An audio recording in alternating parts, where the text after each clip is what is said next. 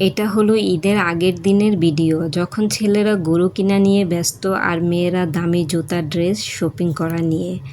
আর আমি তখন আমার ঘর সাজানোর জিনিস আর শখের গাছ কেনা নিয়ে ব্যস্ত।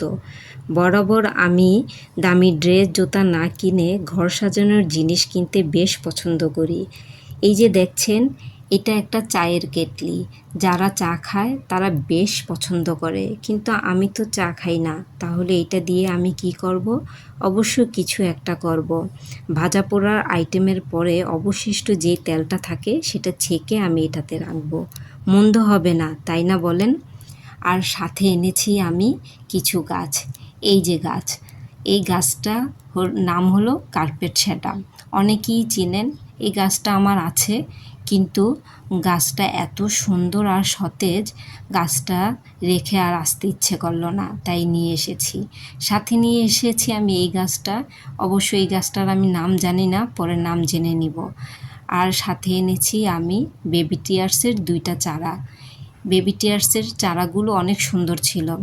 আমার বেবি টিয়ার্সের চারা আছে, কিন্তু এইগুলো অনেক বেশি ঝোপালো আর সুন্দর, আর দামটাও কম ছিল, তাই নিয়ে এসেছি।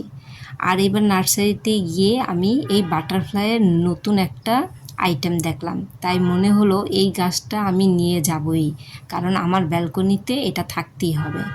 আর ওই যে বললাম আমি বেবি টিয়ার্সের 2টা চারা এনেছি, এই হলো আরেকটা চারা। গাছগুলো সত্যিই অনেক সুন্দর, ঝোপালো ছিল, দাম অনুযায়ী অনেক সুন্দর ছিল। আর সাথে এনেছি আমি বাটারফ্লাইয়ের আরেকটা জাত। এই জাতটা আমার অবশ্য আগে ছিল, কিন্তু হঠাৎ করে মরে গিয়েছে, তাই আবার নিয়ে এসেছি। আর এই গাছটা এত বেশি সুন্দর, মনে হচ্ছিল প্রতিটা ডালে একটা করে বাটারফ্লাই বসে রয়েছে।